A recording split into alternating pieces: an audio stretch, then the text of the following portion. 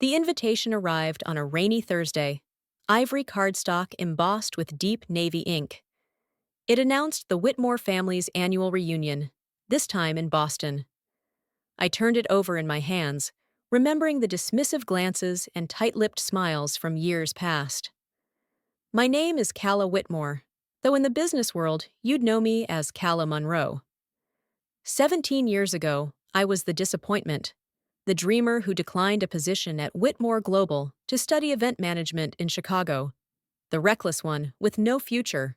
My phone lit up. It was my cousin Elise. I picked up. "Calla?" She trilled, falsely cheerful. "Did you get the invite?" "I did." "Well, just a heads up, this year's gathering is extremely upscale. The Fairmont Pavilion is, very exclusive. You get it, right?" I looked across New York City's skyline from the executive suite of Monroe Luxe Events. I had to bite back a laugh. The Fairmont? My flagship property? But the Whitmores didn't have a clue. "Are you suggesting I won't belong, Elise?" "Oh, don't be dramatic," she chirped. "It's just high-profile guests. Senators, tech moguls, maybe a royal. Image is everything. Translation, they didn't want the old failure ruining their show." "And who chose the venue?" "Me," she said smugly. "Dad said I have an eye for prestige. The Fairmonts, the crown jewel of Boston, took some serious strings to pull it off. A smart. Those strings were emails through our VIP client portal, personally approved by me at a 50% markup. Sounds like hard work," I said smoothly. "Oh, you have no idea," she gushed. "The owner, C. Monroe, is famously private, but their staff bent over backward once they heard it was the Whitmores. Of course they were. I had instructed the staff to roll out the red carpet. "Anyway," Elise said breezily, "I'm sure you understand. Maybe next year, if you've moved up from that tiny inn you opened in Chicago." That tiny inn had launched my entire brand. "But sure, Elise, maybe next year." "The inn," Elise mocked. "It was actually my pilot property where I tested the innovations that eventually made Monroe Luxe Events a top name in luxury hospitality. But the Whitmores had stopped tracking my life long ago." "Something like that," I replied coolly. After hanging up, I leaned back in my leather chair. The muted bustle of Manhattan streets muffled by the double-insulated windows. Old memories came rushing in. 17 years ago, I graduated from Northwestern with a degree in event management, filled with ambition and exactly zero family support. "You were planning parties for a living," my father had barked. "No Whitmore caters to anyone." But I did. I planned, served, hauled, coordinated. I didn't just want to host events, I wanted to redefine them. And to do that, I needed to master every aspect from the ground up. Within 4 years, I opened my first venue, the Willow House. It sold out months in advance. Now, at 34, I own 18 premier venues and resorts across 6 countries. The Fairmont Pavilion, the chosen site for the reunion, was my masterpiece. A blend of historic Boston architecture and cutting-edge design, it had won Venue of the Year twice. And yet, somehow, my family thought it was too prestigious for me. My phone buzzed again. It was Noah, my assistant. "Contract for Whitmore reunion ready. Need your final approval. Want me to bring it up?" I typed back, smiling. "No need. I have something special planned." I opened my laptop, pulling up the event schematics. If they thought I didn't belong, they were about to learn exactly what exclusion felt like. When the outsider controls the entire night, every detail passed through my hands. The lighting cues, the champagne list, the keynote timing, even the subtle scent infused through the ventilation. I was crafting an unforgettable experience.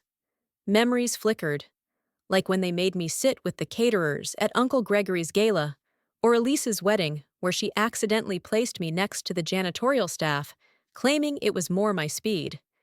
I'd already been CEO of 2 companies by then. They never asked about my work, never even Googled my name. Only my younger brother, Owen, ever stayed in touch. He called just as I finalized the plans. "Calla?" he said gently. "Elise told me she asked you not to come." I'm sorry. Don't be, I said, signing the last form with a flourish. Actually, I could use your help. Can you make sure everyone arrives right at 7 p.m.? Why? What's going on? Let's just say the Whitmores aren't the only ones with influence around here. The 2 weeks leading up to the reunion flew by. I was hands-on, down to approving the shade of the hydrangeas. If they wanted luxury, I was about to give them a masterclass. The Whitmores loved appearances. They were about to be part of a very different kind of spectacle. The night before the reunion, I walked the marble halls of the Fairmont Pavilion, watching the final preparations. The chandeliers glistened, the crown moldings shone, and the floors gleamed like water. Every detail was perfect. No approached with the event tablet. All systems ready. New signage reveal is locked for 7:15 p.m. Are you sure you want to do this? I didn't flinch. I thought of every stifled laugh, every cold shoulder, every dismissal. Absolutely. It's not every day you get to host your entire family in your own venue.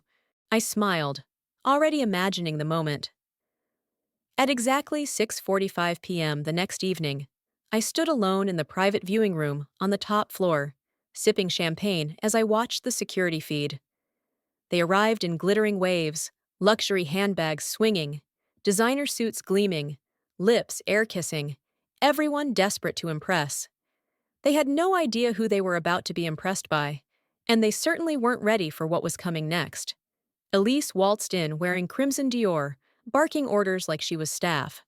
She posed dramatically by the grand staircase, angling for the best photos. My father's jet-black Rolls-Royce rolled up next, followed by an endless parade of luxury cars carrying aunts, uncles, and cousins I hadn't seen since they crowned me. The family's disgrace. Everything's ready, Noah said, glancing at his tablet. Staff's on cue? Want me to keep security close? I shook my head. No need. The Whitmores wouldn't dare disrupt their own illusion of class. I straightened my charcoal gray suit, custom Tom Ford. Not that anyone in that ballroom would have believed the failure of the family now had a wardrobe that could outshine their entire closet. Let them get comfortable, I said. The real show's about to start. Inside the grand pavilion, the reunion buzzed with champagne and hollow laughter. Elise floated around the fountain, gushing about her exclusive connections that had landed them the venue. My father gripped the hands of old business partners, probably inflating his investment portfolio. My cousins snapped selfies by the pavilion's branded backdrop, like the prestige could rub off on them. At 7:10 p.m., sharp, the pavilion's general manager approached Elise. Mrs. Whitmore, I'm terribly sorry. There's a small matter regarding tonight's event. Elise's carefully rehearsed smile cracked. What are you talking about? I arranged everything through your corporate office. Yes, ma'am, the manager said politely. It's just, the owner requested a few special touches for tonight.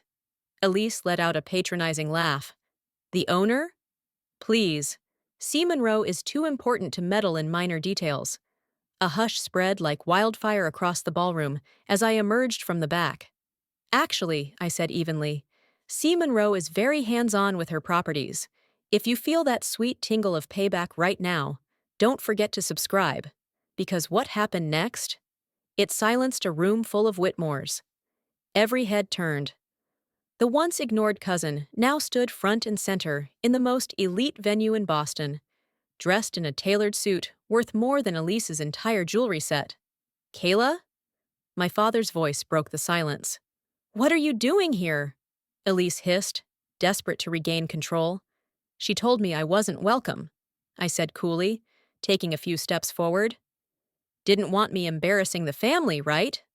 Elise's cheeks burned crimson. This is a private event. You need to leave. No, I said, smiling. I really don't. Noah, standing discreetly by the media table, tapped the screen of his tablet. The massive LED wall behind the stage flickered to life. First, the pavilion's logo. Then, in sweeping, unmistakable text, owned and operated by Calla Monroe, N.E. Whitmore, founder and CEO of Monroe Luxe Events. Gasps rippled through the room. A champagne flute slipped from someone's hand, shattering against the marble. Elise stood frozen, mouth ajar. That? That can't be real. I pulled a sleek leather card holder from my pocket and casually flipped it open. Would you like a business card? I asked sweetly. Or perhaps you'd prefer the property deed? I gave the folder a gentle tap for emphasis. My father took a shaky step forward, voice cracking. You! You own this place! And 15 others. I nodded. Including the inn you mocked, the little project that sparked a luxury empire. Old wounds flashed in my mind, being sidelined, snubbed, laughed at behind closed doors. But tonight wasn't about bitterness. It was about closure. All these years, I said quietly, my voice carrying through the stunned silence. You were too busy looking down on me to notice what I was building. I locked eyes with Elise. And the modest inn you joked about? That was my prototype, my testing ground, the foundation of an empire you're now standing in. Noah stepped forward, placing elegant navy folders into the hands of key family members. These, he announced, contain a welcome letter from Ms. Monroe and tonight's detailed invoice. Inside, each folder contained the truth.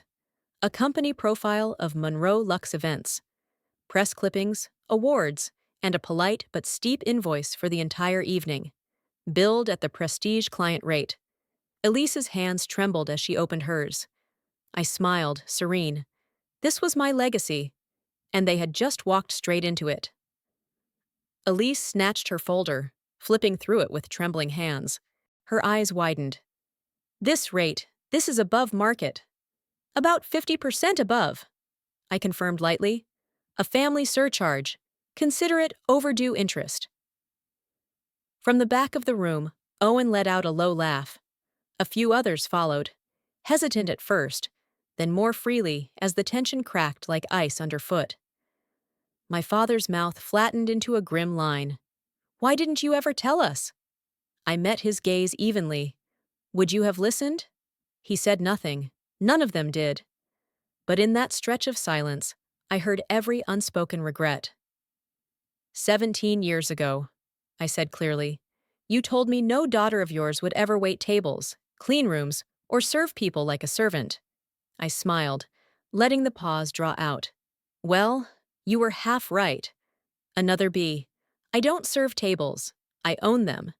Across the ballroom, every digital panel lit up at once, sweeping images from Monroe Luxe's properties around the world. The shimmering coastline villas in the Maldives, the sleek glass towers in Singapore, the candlelit banquet halls of Paris, our newest five-star oasis opening in Tokyo, its rooftop gardens glowing against the cityscape. For tonight's event, I added smoothly, your reservations haven't been canceled. You're welcome to stay. In fact, I've arranged personal tours of the pavilion. I think it's time you all saw what a career in customer service actually looks like. Elise took a shaky step toward me, her glossed facade slipping. Gala, we didn't mean... I lifted a hand, cutting her off gently but firmly. Yes, you did. Every cold shoulder, every backhanded comment, every time you made sure I knew I wasn't one of you. You turned, addressing the entire room now, my voice steady and strong. But while you were busy guarding appearances, I was busy building a future. Welcome to the pavilion. There was a low murmur. Some faces looked guilty, some embarrassed. A few, a very few, almost proud. My staff will escort you to your upgraded suites, I continued, smiling. Although, Elise, I said with a slight tilt of my head, due to some unexpected VIP arrivals, your room had to be reassigned to one of our cozy, standard queen rooms, the same room Tia she once sneered at when mocking my work in hotels. Her cheeks burned crimson. Slowly, the family filtered out, following uniformed concierges toward the elevators. Some whispered, some avoided eye contact altogether. Only my father lingered. I was wrong, he said, his voice gruff and low. About you, about everything. I studied him. The once imposing figure now seeming strangely small under the grand chandeliers. Yes, I said softly. You were. He hesitated. Is there any way to fix it? I let the moment stretch before answering. Well, I said lightly, the best thing about owning 18 venues is I have plenty of presidential suites. Take your pick, stay a while, think about it. Vince, a faint, rueful smile tugged at his mouth. You always were tougher than the rest of us. No, I replied. I just worked harder. I started at the bottom, when none of you would even look down. Later that night, after the last tour ended and the last glass was cleared away, I stood in the penthouse suite overlooking Boston Harbor. Noah entered quietly, a folder in hand. Final numbers for tonight, he said, and your family seems a little less smug. I laughed, feeling a lightness in my chest I hadn't known I was carrying. Amazing what a little humility and a downgrade to a city view room can do, I said, flipping open the file. He hesitated. Are you going to tell them? About Tokyo? I smiled. Or Paris? Or the private equity deal closing next month? I looked at the stack of contracts waiting on my desk, each one bigger than the last. Not yet, I said, a slow smile spreading across my face. Let's save a few surprises. If you loved seeing Calla reclaim her power, don't forget to subscribe. Because what's coming next will make this reunion look like a dress rehearsal. I leaned against the glass wall, gazing out over the glittering city lights. Success, I realized, was never about vengeance. It was about building a life so solid, so beautiful, that no one's approval could ever make or break it. The best kind of victory was simply living it. It was never about proving them wrong. It was about proving myself right. And sometimes, the sweetest kind of revenge isn't cold at all. It's warm, elegant, served with a rooftop breakfast and a view that leaves you speechless. Ah! My phone buzzed. Elise, can we talk tomorrow, please? I smiled, typing back a single line. Lars, your breakfast reservation is at 9 a.m. I own that restaurant, too. There was power in simplicity, not just in the wealth, the buildings, or the accolades, but in finally being seen for who I truly was. Not the help, not the black sheep, not the Whitmore embarrassment, but Calla Monroe, the woman who built a legacy, the woman who wasn't invited to the reunion because she was already hosting it. As I looked out at the sparkling lights of Boston and the pavilion's glowing signage below, a deep, quiet peace filled my chest. Tomorrow would turn another page in the Whitmore story. But this time, it wouldn't be about privilege or appearances. It would be about grit, about growth, about building something real. Because in the end, the best venues don't just offer a ballroom or a room key. They create something unforgettable. And tonight, I made sure my family would remember. If you've stayed with me through this story, thank you. I'd love to hear your thoughts. Drop a comment below. What would you have done in my place? Stayed silent? Spoken up sooner? Or taken a different path entirely? I read every message. Your voice matters. And if even a spark of my journey inspired you, hit that subscribe button. There's so much more to come. More revelations, more lessons, more wins earned the hard way. Because this wasn't just about a family reunion. It was about reclaiming the place that was always mine. Here's the truth I've learned. Sometimes, the world won't notice you until you build something so powerful, they can't ignore it. And that's okay. Let them doubt. Let them laugh. Let them exclude you. Use it, every slight, every silence, as fuel. You don't need revenge. You need results. And when your day comes, when they step into a room you built, smile. Not because you beat them, but because you never needed their approval to shine. Keep building, keep dreaming. And when you rise, I'll be here, cheering you on from the top.